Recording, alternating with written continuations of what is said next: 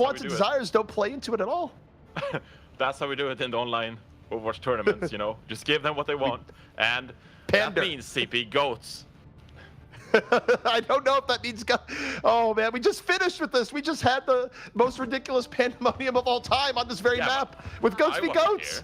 I wasn't here for the goats. I want to experience some goats, and actually it's pretty interesting because we're seeing immediately last night leftovers running an Ana looking for a big biotic grenade to start out this fight versus Dinos and Yara. So different playstyles coming into play. Johnny, we go again. We go again. This is what's going. This is exactly what's going on.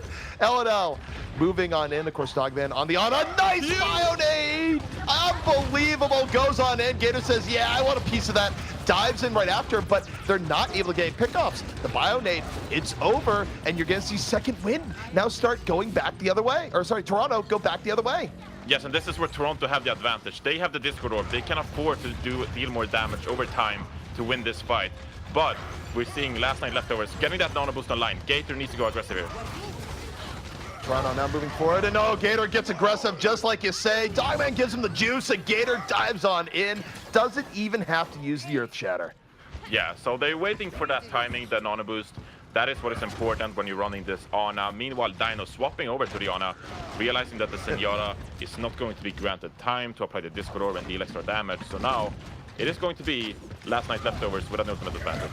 Dalton moves in, shield bash sets up Gator. It's that Brigida to Reinhardt connection where, I gotta ask you, by the way, historically, Johnny, Reinhardt used to be a thinking man's game. A lot of mind games, a lot of thoughts. How do you feel about Brigida just simplifying it? Yeah, well, it makes the game a lot more easier for the Reinhardt for sure, because you guarantee that stun to open up with the Earth Shatter, and we're going to look at, of course, Toronto Esports with their own Earth Shatter, so it's going to be a question whether Nero can find an opening and allow Deco to hit a big stun. So. Oh, Grab Eden! Grab Eden, the stun hit out. Decon drops a hammer, knocks down one. Of course, as you look forward here, you don't want your Grab Eden. It was, as both teams now going in. Toronto dropping the barrier. Both teams feeling the beat right now. Both teams still at a full 6. But Cracklacken gonna get team back. If Toronto a bad thing, and Gator drops the shatter, but is punished for it. Back and forth here, Johnny. Dalton diving on nano boosted Brigida. And really, it is about the timing of the ultimates that is crucially important. Both teams playing pretty passive, just waiting for their ultimates to come online, and in that scenario, it is going to be the last night leftovers to get that Earth Shatter up in time, and Gator, with a big Earth Shatter, manages to win the fight. So 90% on the timer, and Toronto Esports need to come out big next fight. Toronto, they have one final attempt here, and you gotta think the Dino's gonna be ready to immediately drop a nano boost here. Now, do you put on Decon? Usually that's the choice. He's gonna get slumped immediately. We're in overtime, so they have to keep someone at the point all the time. Swimmer sacrificing his life there, gets dove on by the Diva, taken down. Graviton out here from Sugar Free, and the follow through coming in here from LNL. First 2 pickoffs to him there. Decon not really able to swap it around. Dino keeping asking up and in it, but you lose 2 people early on. It's so hard to recover, and LNL just needs a little bit more. Nice bio-nade from Dino, though. Yeah, it is a nice bio-nade, and Asking is still alive with Nero, so they're trying to at least buy some time. Crackenlacken is gonna come back with the Hammond, create some space. They're just trying to get these ultimates up in line in time, but last night leftovers with the advantage. And now they're gonna nano boost Gator. Gator goes, yep, I want a piece of that, and they get off the point. If you have a Hammond, you just need to be on the point. Really no excuse there. But overall, throughout Control Center, I think that last night leftovers looked very dominant, and on this GOAT composition, they have been the superior team throughout the tournament. Yeah, and I mean, we saw that right there, where it was just literally a match ago where Toronto was able to win on that very stage versus second win, but they weren't quite able to channel the same level of dominance as they did before, but a lot of that would have to do to the play of LNL. But now, there's no Doomfist, it's just GOATs. It's just GOATs, and again, we're going to see the Anas come into play here. Decon flirting, actually, with the Hammond. Are they going to roll out with this? So they're going Farah, Hanzo, and Hammond, expecting the GOAT composition. And Swimmer just swapped in spawn after the game has started, so they seem a bit hesitant to actually running this composition, but knowing that last night leftovers are going to run the Ghost composition, they're going to go with an anti-Ghost composition and try to spam them out. Makes sense here. Nero's been pretty good on the Pharah, and again, just looking for damage that results in early pickoff. If you don't get it, you're not going to be able to get on the point, so there's a bit of a timer here. Control point's about to unlock. Decod dives on in, gets a little bit up in their face on the Hammond, got to roll on out. Nero, again, looking for anything, knocks the Ana back into play, but so far, this rocket pressure hasn't resulted in anything, and the first control of the point goes the way of LNL. And I think you're fine if you're running this spam comp. I think you're fine letting up the point. The most important thing is you eventually win this fight. And with Dogman going down, last night leftovers are going to lack some healing. Yeah, they're lacking healing, but the problem is the person that was there to take advantage of lacking healing, he's down. Nero ends up trying, but oh, that's an early dragon. Asking drops it right down the middle of the point, but LNL, they're able to heal their way through it. Dalton gonna pop the rally just to be sure, and so far, they're maintaining very good control with the grab on deck. Yeah, and this is really bad so far for Toronto Esports. Try to make this anti-goat composition work, and yet they haven't found any value. Nero with the barrage is going to try to find an opening with Dino's biotic grenade. Let's see if they can make it happen. Hammond gets drop on in, minefield up, Nero off the barrage, breaks him wide open, 2 down, and Sugar Free knocked right to the pavement. Decod sends him on a one-way trip. And Toronto finally able to get the way through. And I gotta ask Greenforce, are Pharah setups better here on the defense once you do get control? When you do get control, it's really hard to walk out of these chokes with the goat composition. But then again, Nero forced to use the barrage on the point there. He's not going to use it here in the choke points, and that's going to allow Gator to push out here and potentially find some picks with the Reinhardt. Asking found both supports in the back right away. Barrier comes in, but not soon enough to save them. And that's just good. You get early Hanzo picks, you win the fight. Oh yeah, absolutely. And this is what Toronto Esports wanted. They let up 49% for the point initially, which is pretty bad, considered pretty bad. But now they're in firm control, and with Decod having the mines up as well on the Hammond and Asking with a Dragon Strike, they're looking like they're in a pretty good position to hold this point for a little bit longer. You see Decod right now just kind of creeping, using Hammond ball mode, getting a good view of where everyone is. Gonna get hacked though early on. Now he can't drop the mines. So Summer got on. Dragon coming in from Asking, buying a little bit of time. That's gonna let Decod reposition. Hack is over. He's just waiting, just creeping above him. Pile driver mines, moves on in. Doesn't get much of the pile driver mines, so gonna split the team. Goes to the back line. Dogman is target. Swimmer's down. Needs to get something. No, Dogman just sleeps. Decod says, I'm not. Oh, wait, he ran into the mines. That's a yikes. That's a yikes. That was a yikes indeed. That was one of the funniest things I've seen. But Grabton is coming out from Sugar Free. They're looking to win this fight. They're looking to get back in. Sugar Free though, too low. Can't shield his way out of that one. Narrow dominance on the top. And Toronto, one fight away from bringing this even here on Lijiang. Oh yeah, and last night leftovers, they are struggling. Dogman swaps over to the Moira, thinking that they need some more stronger, sustained heals to survive all this spam coming out. Dalton on the Sombra is going to be very important. Going to look for the hack on Nero or Swimmer to get the farmers down to the ground. Nero was looking for the boop off there, decided not to go for the barrage. I think he had a lot of respect for Hawk, but now Nano boost up, immediately finds Dogman on the Moira. So much damage from that rocket. And again, these direct rockets of the Nano boost, so scary. 3 down, drops the barrage, and Diva, not enough defense matrix to deal with it. We're in overtime, and Toronto just needs a bit more cleanup. However, Gator getting 2 can buy a bit of time. Could be the opening that they need, but it's gonna be very tough as Nero just 2 more directs. Yeah, and it is looking very rough for last night leftovers. I don't think Dalton has a chance of killing 5 members by himself. And you have to give some credit for Toronto Esports. It took them 49% to cap this point initially with the anti-ghost composition, but they get it done, and then they're in firm control. It looked like last night leftovers, they just weren't sure on how to get through these chokes, and Dalton on the Sombra, they couldn't really make use of his hacks. How scary is a new Pharah at brawling close range? Where do you think players don't give Pharah the amount of respect that maybe it should deserve now in the situations? Because Nero was just annihilating people in that final fight. Yeah, it's tons of damage, right? And given that direct rockets deal more damage, it's especially good when shooting these larger targets, the tanks. But I feel like Dalton on the Sombra, he should have had more value in hacking either Nero or Swimmer and try to get them down to the ground, and then it's just a matter of communicating to Gator that he can capitalize on that. But last night leftovers, they don't get it done, and we're going into Gardens. Toronto here on the Pharah again, looking for early rockets, wants to build a barrage, but more importantly, you impede movement. You just continually lay in rockets and make it difficult for the other team to get to where they want to go. And they're running a composition like Goats that just wants to get into a point, and they're just waiting for the point to open. Yes, they're just waiting for the point, and Nero already 40% on this barrage. Looking at Toronto Esports composition, they're going to be waiting for Nero's barrage, and that is going to be the opening with Kraken lacking, using the defense matrix to protect him. But for now, it's just a question of can Last Night Leftovers start to cap the point. Well, they are getting onto the point. It's going to be up to Toronto to make a move, but the one way they can make a move, the barrage zone is up here from Nero. You see the pile driver coming in, Decod making space. You're looking at Decod. You're not looking at Nero. Barrage is ready. Hawk looking at him. Down he goes. They got him while the matrix was still in his face. There's no more Pharah, and this should be LNL getting the point. This is actually a nice play. They're going to use the coalescence here to try to secure the point. This should just be clean up at this point with Nero out of the fight, but it's a nice job from the Last Night Leftovers. They get Swimmer out of the fight actually, and Swimmer on the Mercy is not able to support Nero on the Pharah. That means that Nero wanted to go for the barrage, but it doesn't have the healing or the protection to actually get it done. But going into the next fight, Toronto Esports with a lot of ultimates here, we having the Nano Boost and the barrage and even the Dragon Strike. If they set up this fight and execute properly, this should be a win. Ooh, anti-air self-destruct makes Nero move. He can't move in time. One of the most stylish ways to be anti-air and deal with the Pharah Mercy. And that's just nice execution from Hawk. You see that Nero uses the jet jump, of course, getting up into here, and that's no room for the Pharah to escape from the self-destruct. So nice execution from Hawk, and just buy some more time. But here comes Toronto Esports. Dragon coming out early. Barrier now in from LNL, and they're going to use this to hold their ground.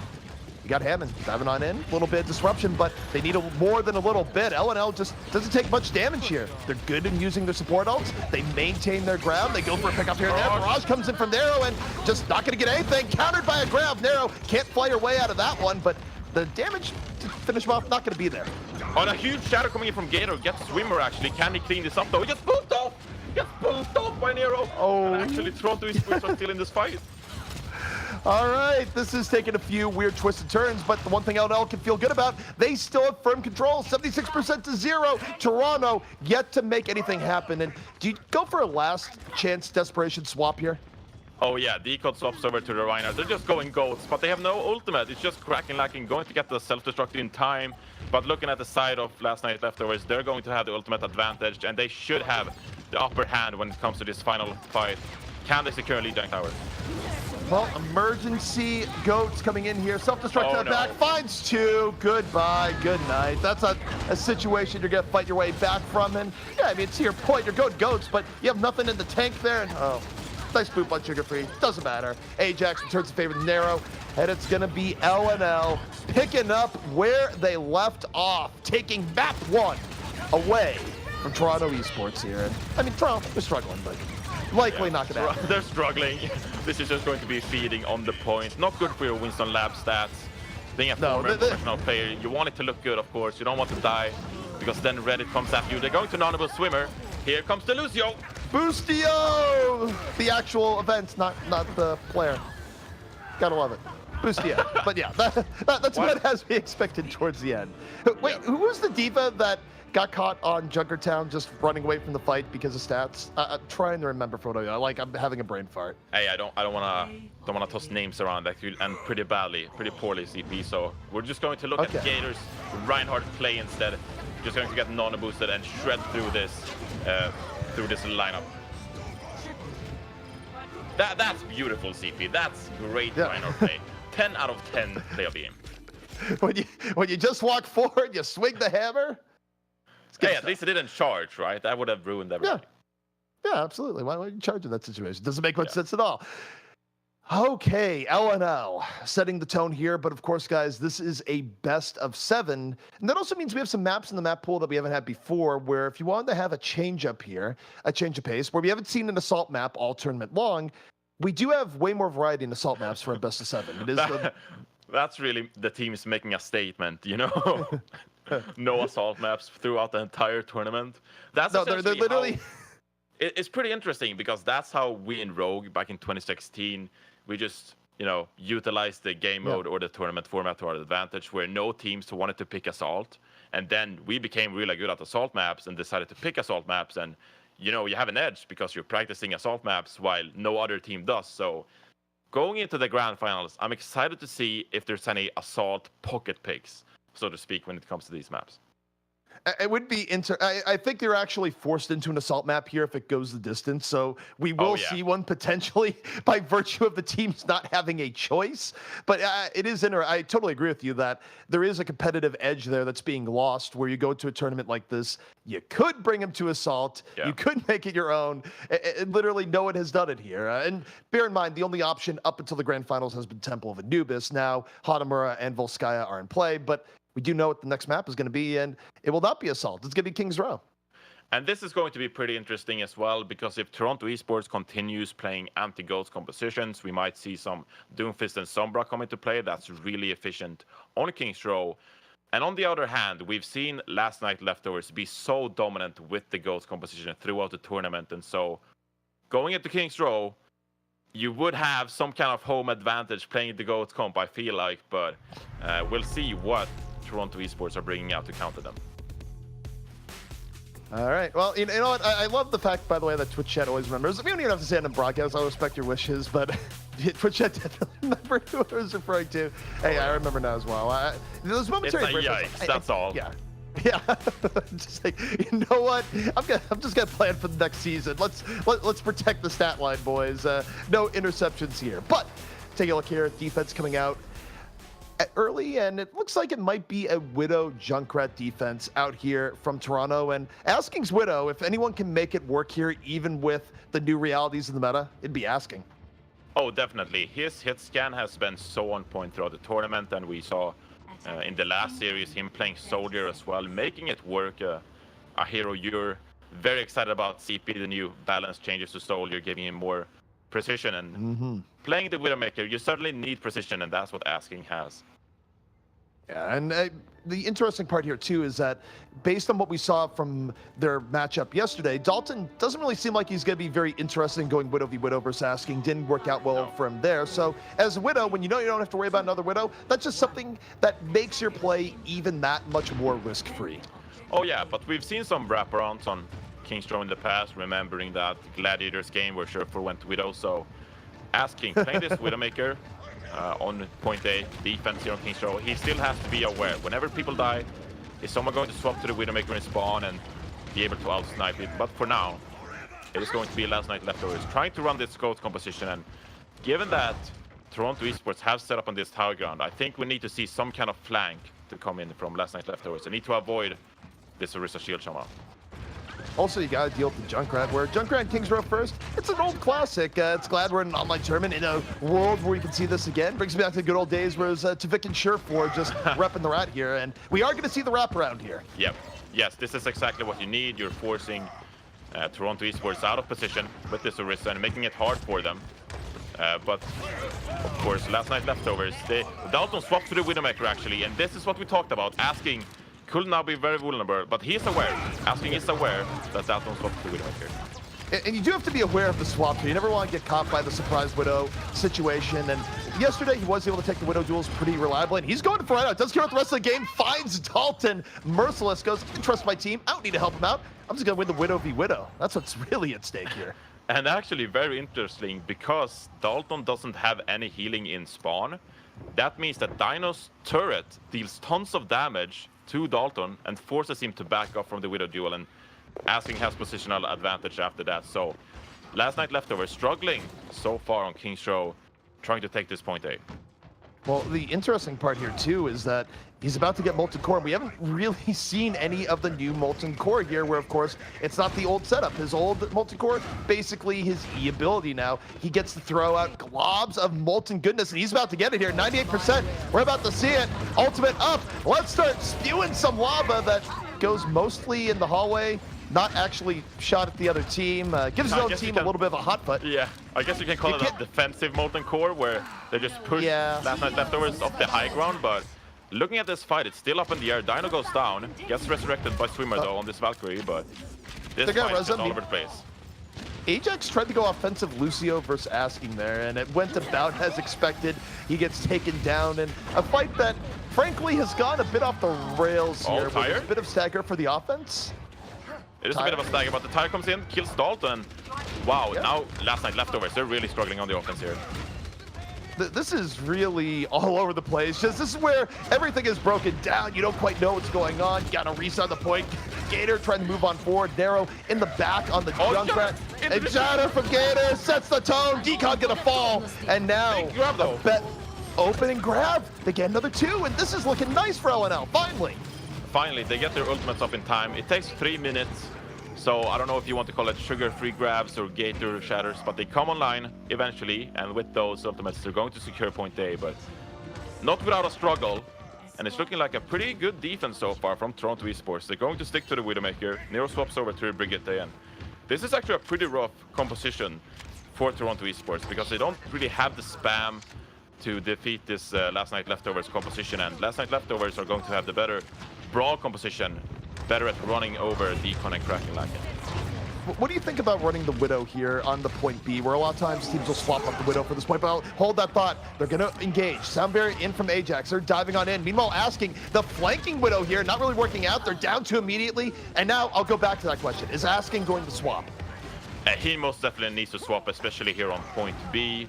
It is such a narrow point, so whenever Decon or Kraken Lacken walks up, they are going to have a struggle with Gator and Sugar-Free, just running them over with the speed boost from Ajax. But they do swap over to a full Ghost composition with the Moira, so Mirror's coming out, but Last Night Leftovers, they are going to have the advantage, having that self-destruct as well as Brigitte's stun to perhaps open it up and cap point B. Kraken Lacken can open up here the self-destruct for the defense. Toronto found Dalton, the most important piece of a GOAT setup. Brigitte's down. What are you going to do? Well, you're going to drop the self-destruct to your own. Oh, it's huge! Everyone exploded! Hawk answers in the biggest possible way! That was huge. 5-man self-destruct comes out. I mean, Toronto Esports were just clumped up around the corner, and suddenly self-destruct comes out of nowhere and just kills 5 people. That was... I can't believe it. That just secured point B with one ultimate. Dogman is saying hi Reddit, but Dogman doesn't realize that his global chat is not there. We'll do you solid. We'll say that you said hi with Reddit. It's fine. It won't be in the clip. But LNL now moving forward, trying to take advantage. Grab gets just about everyone. The surround coming in from LNL, and yet fall through. Doesn't quite get what they're looking for. So Skate turn the other way. Decon picks 2, and this turnabout is going in the favor of Toronto. Yeah, just a huge brawl, and Decon comes out on top with the Reinhardt. Shatters come in from both sides. The Gator's going to have another one going into the next fight, and I feel like Last Night Leftovers there, they just got a bit overconfident, got a huge self-destruct in the fight previously, but then Sugar-Free extends with his Graviton for a bit. Already built up 50% though, but again, it is going to be Toronto Esports with the advantage to initiate with Kraken Lacken self-destruct. Well, the self-destruct trade didn't quite go as well last time. Maybe it'll be better here. Kraken Lacken, they get down Dalton. Brigitte down early. And once you get the Brigitte down, you don't have to invest as much here, Reinforce. You can just have faith in your own Brigitte that you're going to win the health battle. They're just buying time at this point where Dalton gets picked off early, and then you're in a 5 versus 6. Gator does not want to spend the Earth Shatter trying to win a fight where they are at a disadvantage in terms of men. And so that just allows Toronto Esports to build up more ultimates, where they're looking at 6 ultimates going up to the next fight, and they can just pick how they want to take this fight the most optimal way. We do have asking, holding on to the grab here. Kraken Lacken opens up himself to strike. No grab helping it out, but still finds Dogman. Dalton down immediately as well. Now, I'm not going to say the fight is over, even though it probably is, because guess what? Hawk has a self-destruct, but I don't think he's going to use it, nor repeat his feat anytime soon. And Gator with a bit of a risky Earth Shatter doesn't get any value. I think he was a bit desperate at this point. You've been stuck in spawn for a bit, and Gator decides to unleash an Earth Shatter in a 4 versus 6. Actually asking, hiding with the Graviton Search around the corner. This could be huge. He's waiting for it. Grab up for Toronto, and stunned immediately. Doesn't quite get it as looking for, but still might work out. Grab in, 3 up. Barrier though, coming in from LNL, moving in. Decon down, so LNL able to turn this back to their favor. Now able to move back the other way. Advantage to their side. Kraken Lacken get focused on the side, just melted on down. And Hawk holding onto the self-destruct, but Reinforce, I don't think he's going to need to use it.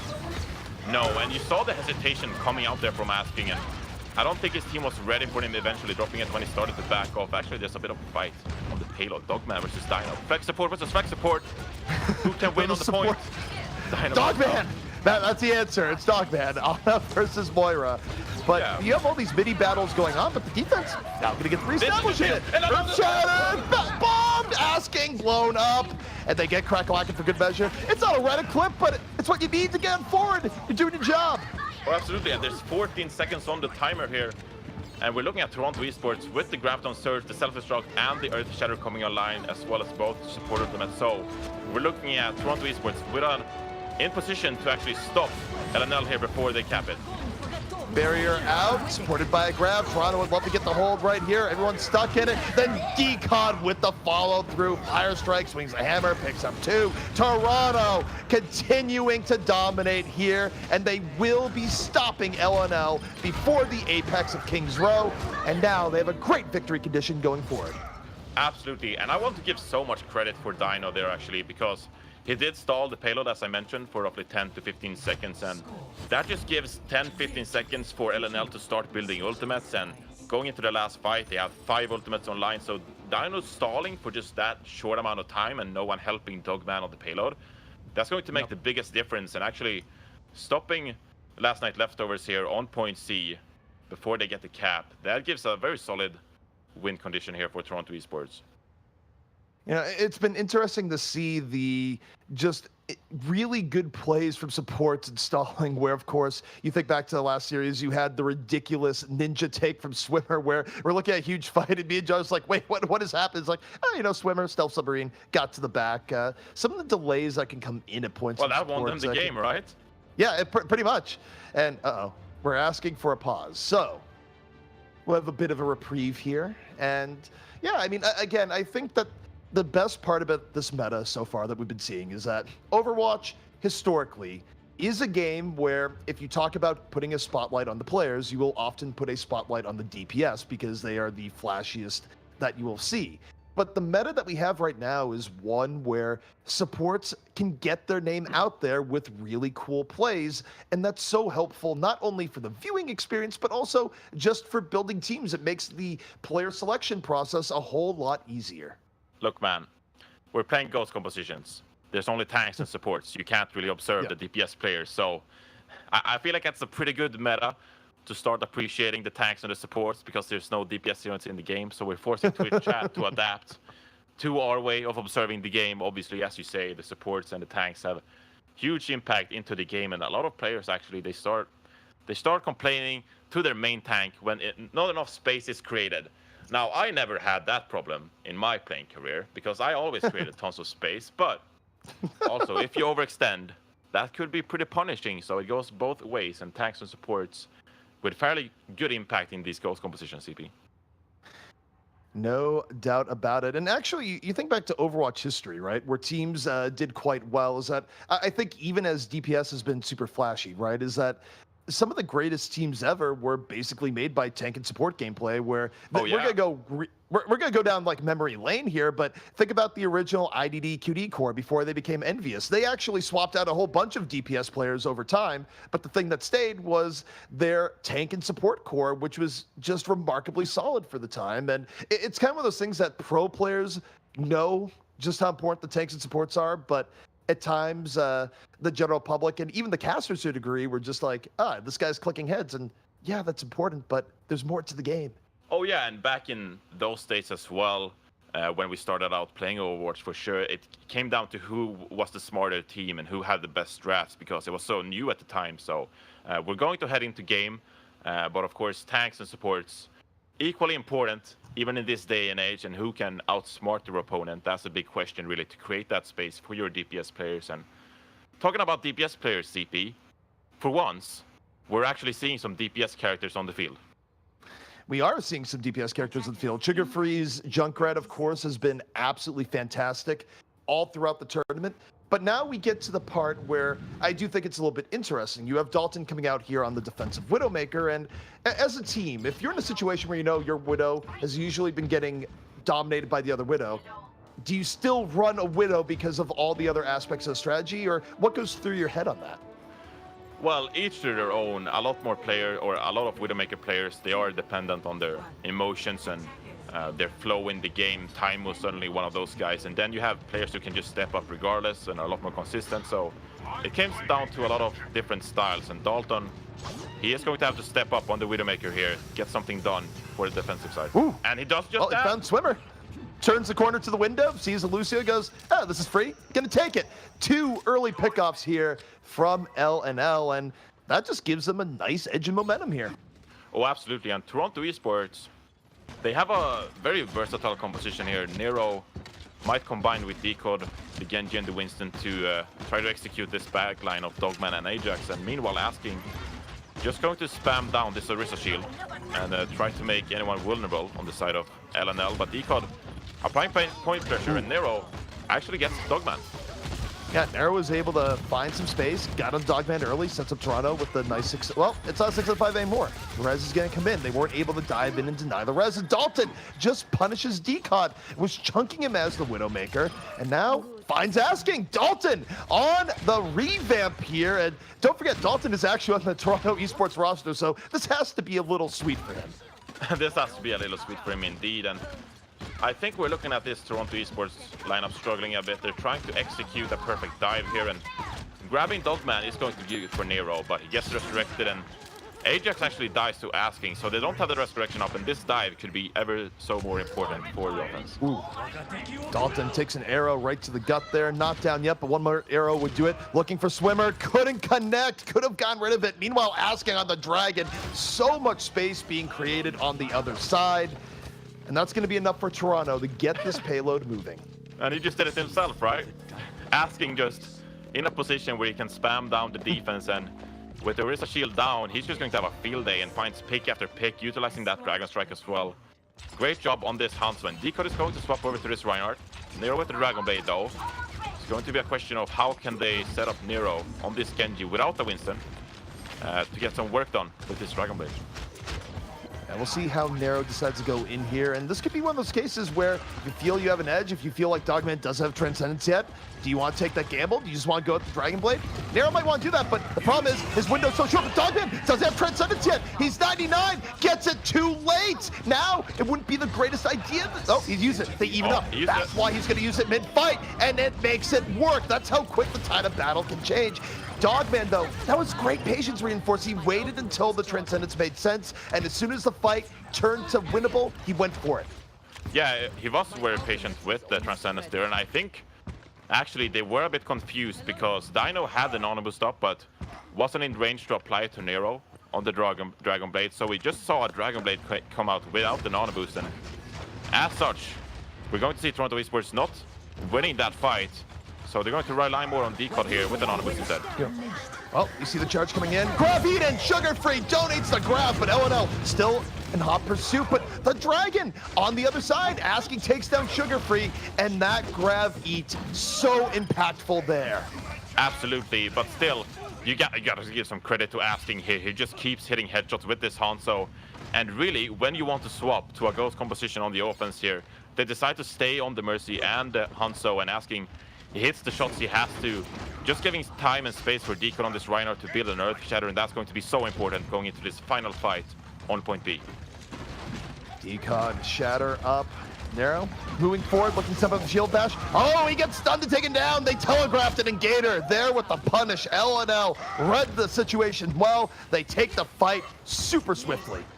And this is what we talk about all the time, right? Or at least I mention it, that when you're playing this Ghost composition, that L&L are currently playing on defense, you have to recognize when do you have a better brawl composition, when can you afford to just run over your opponents, and that they did that just there with Gator running over Decon, not allowing him to have time to set up that Earth Shatter, and now we're looking at a L&L defense that is in a pretty good position to actually win additional fights with Earth Shatter, Self-Destruct, and Transcendence up. They're in a good spot, and it's going to come down to what do your Brigidas and Rhymes want to do? How are you going to play this? How's are you going to go in? Earth Shadow coming in, responded to by Gator, and L&L, they get the better of it. They move in, Narrows down, charging the Decon. He's stuck in the corner, he's down. And that was a quick, decisive fight with resources used on both sides. Oh yeah, but you're not afraid to commit here if you're either team. Obviously, Toronto Esports want to secure the point, but as well as L&L. Any additional time gained here on the defense for them is crucial, so you can see that they just threw out the Earth Shatter, the Self-Destruct, and the Transcendence at the same time, just desperate to win this fight. They are going to have the Graviton Surge up for the next fight, though. That's how the Ghost compositions work. He built ultimate so quickly, so it all comes down to Sugar Free. How many can he catch in this Graviton? We'll see just what he does here. His last graviton, of course, Eden moving forward. This time, It again! It was Eden again! He was looking for it, and Sugar Free just keeps donating the grabs now. Gonna have to try and win the fight without. Dalton down early. LNL trying to bring it back, and Sugar Free is charged up. Dogman is able to find Asking, gets him out of fight early. Crackalacken melted down, and Sugar Free getting redemption here. Almost has another grab, but a shatter from Decod. Back the other way we go. Absolutely, Decod built that shatter, and with some effort, they actually get a huge shatter to secure point B there. Impressive play from Toronto Esports. They're not rushing things. They have to take some patience, and with some time, they're going to set up that early shatter perfectly. And now we're looking at a 2-minute push here on the side of Toronto Esports. Can they get it done? They have Asking with the graviton search up for the next fight. And now it goes to the other side. How many people can get in it? There'll be grab here, and Sugar Free might have a boon at the very least, where you can't really predict that he has another grab. Can you, Dalton? Gonna fall early, Sugar Free. What are you gonna do with this grab? Asking, holding onto his own. Dogman, Transcendence, eat again! 3 for 3! Crackalacken keeps eating Sugar Free's grabs every time!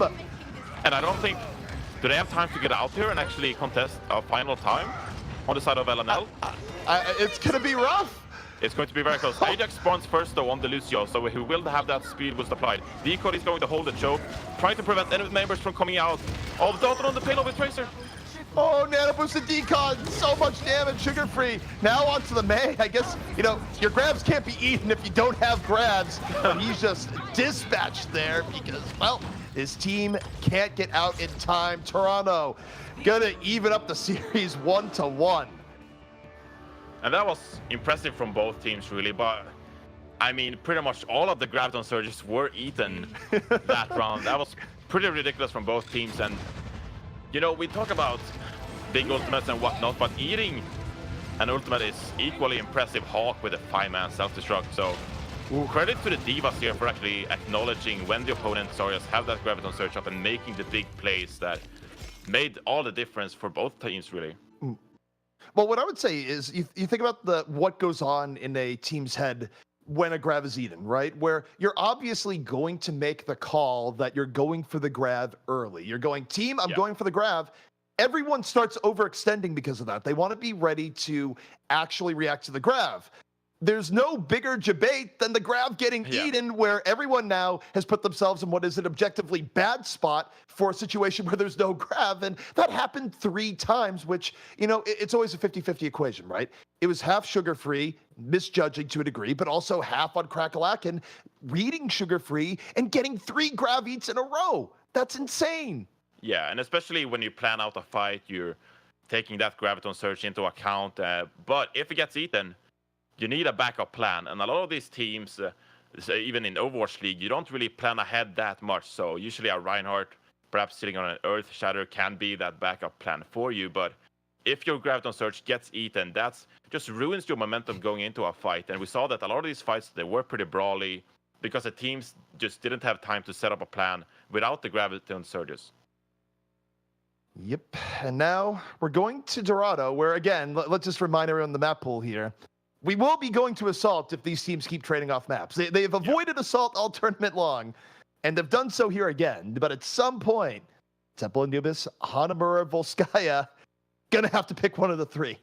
Yes, but we're going into Dorado and looking at yesterday's matchup between the 2 teams that went 3-2 in LNL's favor.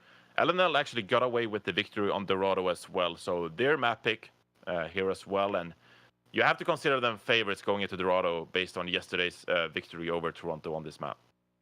Oh, there's no doubt about it. I mean, there's a reason why they're picking this map to begin with, is that, you know what? We did pretty well on it yesterday versus this very same team, the very last match we played, because we were in the upper bracket. We had the luxury of sitting here, studying your gameplay, and the last thing in our minds was playing against you. So, yeah, it's not really a big surprise that we're going to be heading back in to Dorado. Yeah, but again, it's an interesting map, right? Because we've seen a lot of GOATs coming out of these teams, of course, on Lijiang and Kings Row, great GOATs maps. But now we're heading into Dorado, which is more of a dive-heavy map. I'd like to see Sombra and Genji compositions. I think that we're looking at Toronto Esports perhaps utilizing Asking's hit scan capabilities with this Soldier and this Widowmaker a lot more on this map. And that could make all the difference, really. If you get a Widowmaker pick in this meta, you have a huge man advantage, and being so good on this Widowmaker, that could actually be the key to victory for Toronto Esports here.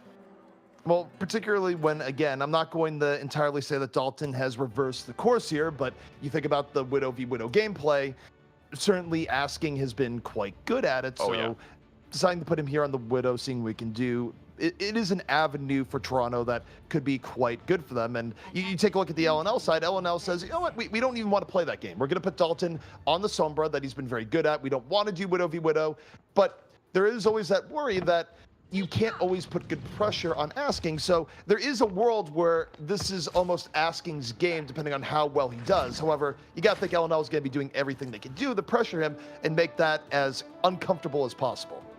Oh yeah, they're definitely going to apply some pressure onto Asking here, where they're playing this dive composition with the Genji and the Sombra. And I think you can keep an eye on Gator, on this Winston, jumping towards Asking, any opportunity given to him. And just try to build up this EMP as quickly as possible. We see both teams just already poking away at the choke point, trying to build some ultimate for the next upcoming fight. But Gator already goes down, actually, and that's going to be a big pick for Toronto Esports, just gaining ground on LNL here. Well, part of that, too, is that Dalton's translocator was so far back that he only got a little bit of poke and then immediately went out. So most of that fight, that was essentially a 6-on-5, and Toronto just too strong to give them that level of advantage. Especially, yeah, of course, and you can see now that Toronto Esports, they are pushing up towards the choke, and they don't want to let up this ground for LNL. Gator is going to walk up to the payload. Let's see if they can execute this dive with Sugar Free. Asking finds something on the Dogman, though. He keeps doing it.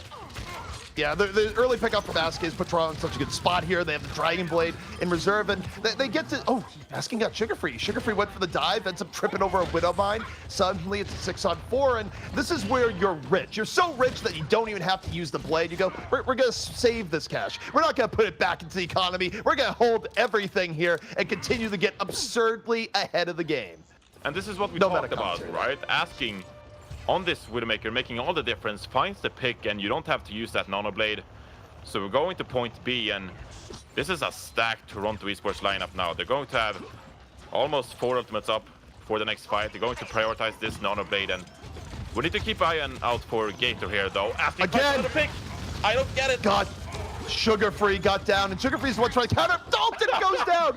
Those are the two people that are supposed to pressure the Widowmaker, not get just destroyed by the Widowmaker. That's exactly what we just saw. Toronto. Meanwhile, Nero goes, Asking, are you ever going to let me use this blade, or are you just going to continue destroying everyone? Yeah, and they really need to increase the tempo here now on the side of LNL. We're looking at potentially 2 fights. One if they execute slowly and well at this fight. Gator is going to apply some pressure here, but they need to start using ultimate. Sugar Free with the Nano Blade. Nano Blade up from Sugar Free, looking for anyone. Can't get the anti-air, but gets Dino. A little bit of good measure there with Hawk, but Narrow, they're in the shutdown. It's not quite enough for Sugar Free. Toronto yet to really be stopped here. They're going to bring Dino back on in. Even though this has been the best defense so far from LNL, Dalton had to get out really early. Now, looking for Asking a little bit of pressure. Widow versus Sombra. Dalton going to take that one, but the defense is still getting staggered heavily. Yeah, it is getting staggered. They do have the EMP and the Primal Rage as well as the Sound Barrier up, but the way this Toronto Esports lineup is playing, the way they're positioning and hiding from the ults, I don't expect Dalton to get a big EMP here. He might get Dino and Decoy on the payload, but can they capitalize off this? Well, he just used the EMP immediately here, right after Infrasight is up. Just wanted to use it, realizing he couldn't get a quick setup, and they're able to use it at the very least to deal with Decon. So they deal with the hacked Winston, Sugar Free making the most out of it, back up to 52%, and, you know, again, it's enough. Is it a full team wipe? No, but you don't always need that. It is enough. Krakenlacken looking for a self-destruct, not going to get it, but still, you use the EMP and you expect a team wipe, and instead you only get 1 kill, and that's going to hurt the ultimate economy, right? Because you want to clean up kills, but instead, Toronto Esports playing so disciplined on this offense with the Nano Blade up now. Going to keep an eye on Nero, if he can get any value here and secure this one. Ajax with the Sound Barrier is going to be the counter for that blade. Well, you have seen Decod moved in with the Nano Boost early, so there's not going to be a Nano Blade on deck. The Nano Boost, though, they used it to get rid of the Diva, so that's 1 key member down. And I think Nero, this is kind of the moment you have to go. Dogman's down, and again, saving the Blade. He really has been holding on to that Blade for quite a long period of time, and why not? They don't need to use it. They just slowly grounded them down there. There wasn't even a big fight. And it's such impressive play from Toronto Esports as well, acknowledging that it's hard to get a good Nano Blade on that point B final push, and so they just apply the Nano Boost onto Decode instead. Decode then uses that Nano Boost to apply pressure onto Ajax, tries to get the sound barrier up to open up for Nero, but instead the space is enough, and now goes Sugar Free with his Nano Blade.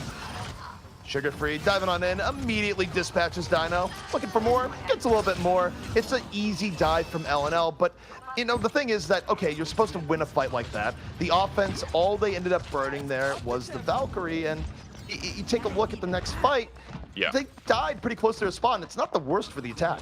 No, definitely not. It is not the worst, and I mean, you don't waste any ultimates either, and so you're in a position now where you can build up that EMP or the Nano for the Nano Blade as well, and I think that with 3 minutes on the timer, you're very comfortable if you're Toronto Esports, and many different opportunities here to take these upcoming fights.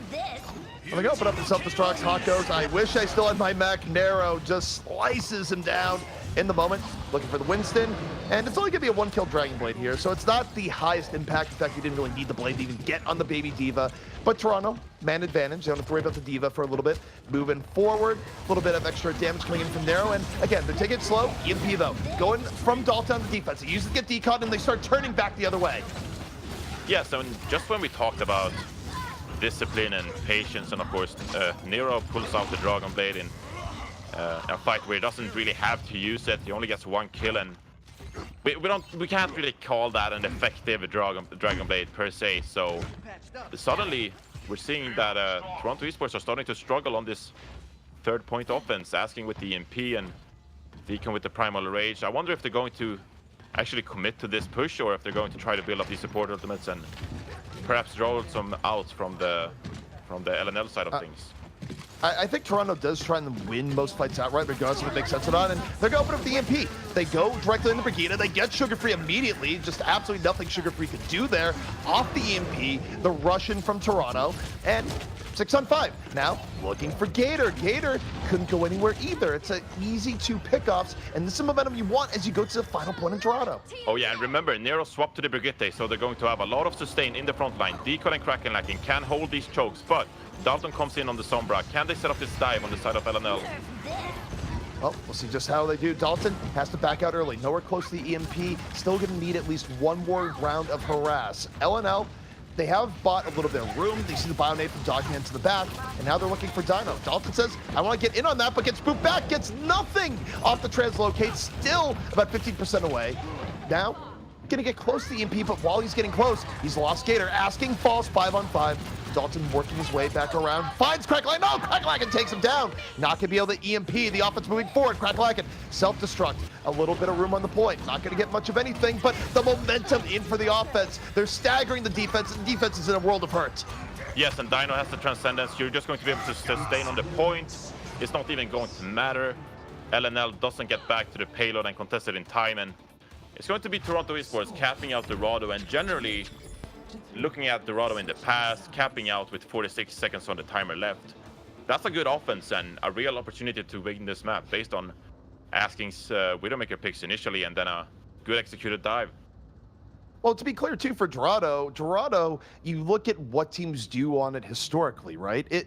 Any offense that gets you past point B is a pretty good offense, period, because getting through point B is actually quite difficult. We see plenty of holds that end right there. It is a fairly defense-favored map when it comes to whether or not teams are going to get to the very end. And in this case, not only have you completed the map, you've completed the map with close to a minute remaining, so you're always going to feel good about an attack like that.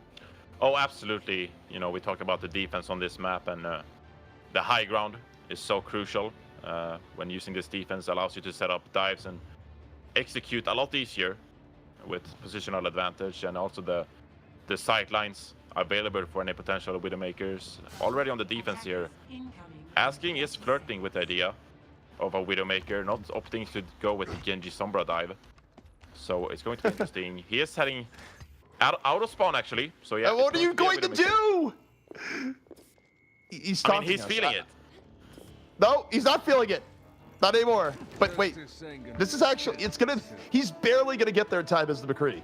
He's barely going to get there, and remembering Friday's games as well, Toronto Esports was a team that didn't really favor the Brigitte. Instead, They opt for this McCree to try to shut down the dives with his flashbang, and it's going to come down to Dalton and Sugarfree on the side of LNL. How well can they avoid this McCree and play around the flashbang? How can they execute these dives? So, interesting matchup for sure, with McCree and Sombra on the side of Toronto Esports.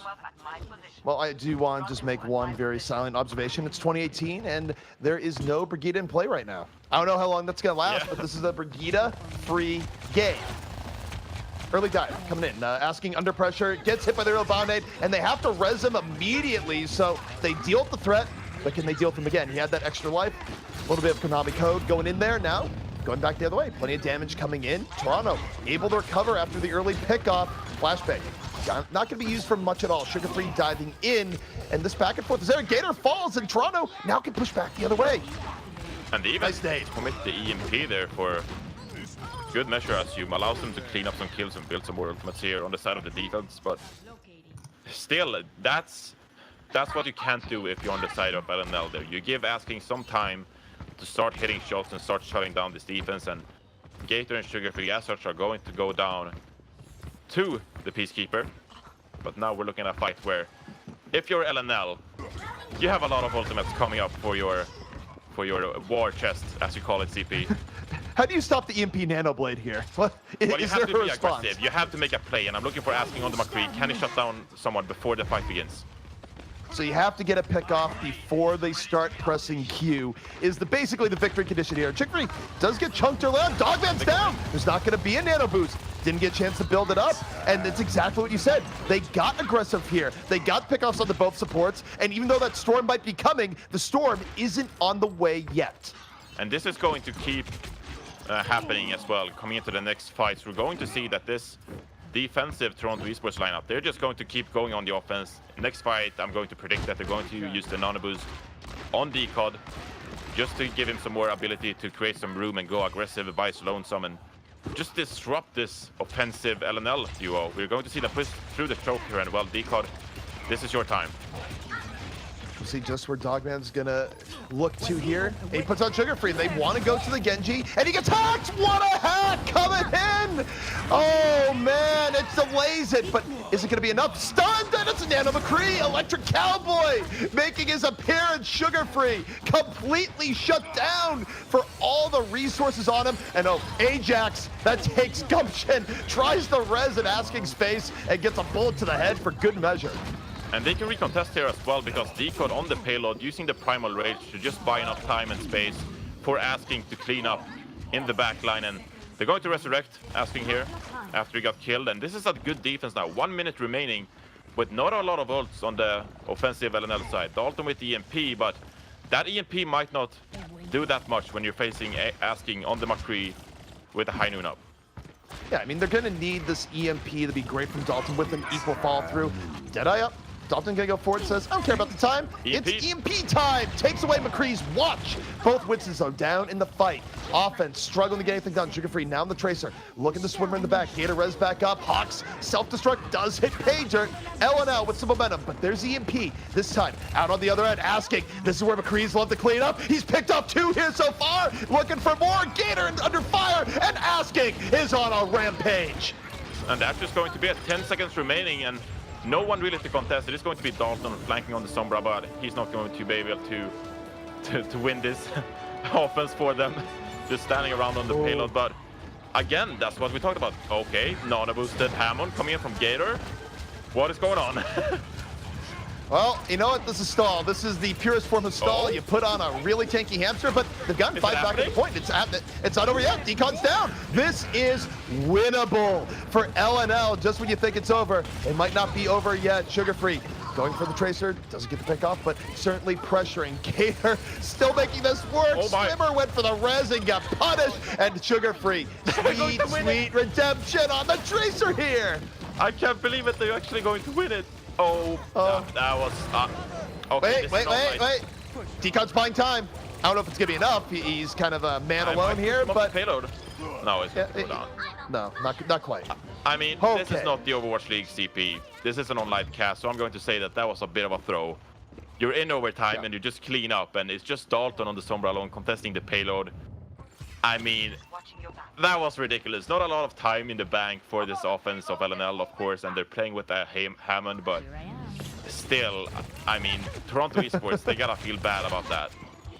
Yeah, that's the thing where you have a team down, you gotta put the foot in the throat, and okay, Sugar Free goes to a Pulse Bomb, trades out. I think this Tracer probably gonna be swapped off here. That was a Desperation Tracer. Unless he's just feeling it, which, still probably gonna swap. Yeah, but still, you get down to Sombra, who had the EMP, and this buys a lot of time for the offense to actually push that payload, and now we're looking at potentially just 2 fights remaining on point B, where you would have preferred to take another fight for Toronto Esports, and LNL just keep applying pressure. LNL, they don't have much time. They're still in a rough spot. Toronto certainly with the edge. Hack, or EMP gonna be coming out from narrow. They use it again. Dogman, they start moving on forward. And again, anytime you have room like this, you look to asking where, okay, Gator's buying some time on the Hammond, dives on in instead. Oh, he gave him the verticality! No! Oh, sweet betrayal! You hate to Yikes! see it. Asking just keeps having one hell of a Dorado game. And he's just getting set up for it by his supports as well as opponent Hammonds, I suppose. So, I mean, that's a lot of time bought. Remember that time where McCree got triple jump? Right there. Yeah. Oh, hey, he needs a buff, right? Yeah. Let McCree rocket boots. I don't know. Toronto, though, they get EMP'd by Dalton. Dalton tries to set up. They use it, most like Crackalacken. Here comes Sugar Free. Nanoblade. Asking goes, I'll stare you down. And Sugar Free wasted his dash there. He just has to slowly walk forward, but sometimes it's good enough. Ends up slicing down Asking. Probably would have liked to have something more explosive there, but it's enough. LNL still alive.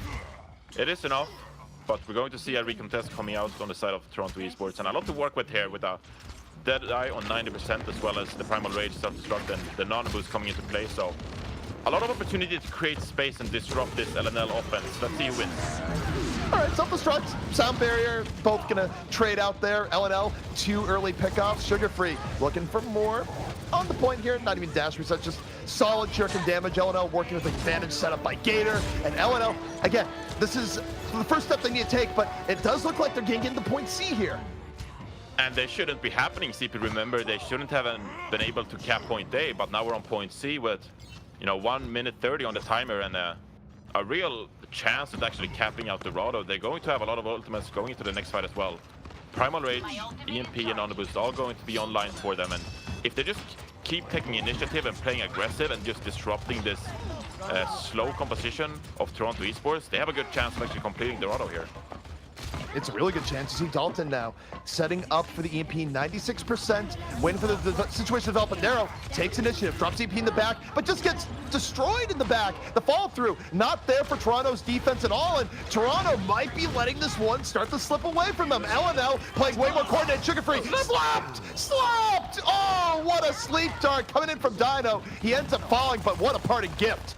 But still, that keeps Asking alive on the McCree, and he finds a pick onto Hawk, and now Asking is bought the time on this McCree to keep finding picks, and that might be exactly what Toronto Esports needed. There's going to be one final fight. Asking with the high noon, and he's kept alive by his supports. They need to play around him here. Deadeye up from Asking here once more. Sugar Free goes to the deflect, doesn't want it. Oh, Gator peeked! Why did you peek that? It's one thing that can deal to Winston. Asking on the flank, 2 pickoffs. Oh man, this McCree play is inspiring. Asking has done enough. Toronto gonna be taking Dorado and up 2-1. Ajax, no, just not. That's not happening. Not happening even a little. You have to be very happy if you're Toronto Esports here and actually holding off that offense, because again, point A shouldn't have been a cap at all. But Asking on the McCree, he does cool what is necessary explosions and gets away with it. This is the push that they should have won it up from. Remember, 20 seconds on the clock here, and they just keep finding picks. But somehow LNL got back to the payload. This is unreal aim, but also unreal turn of events after that. That last flick onto the Tracer. That's what we know him for, though. Contenders Europe. He has been doing this all season long. Yeah, he just makes it look easy. Makes it look casual. Those aren't easy shots. No. It does look like, guys. So Toronto up 2-1 here, but we are going to take a breather. The teams themselves want a bit of a 5-minute break. So, guys, we also will be taking a short break. When we come back, more of the grand finals are going to be coming at you. Stay tuned.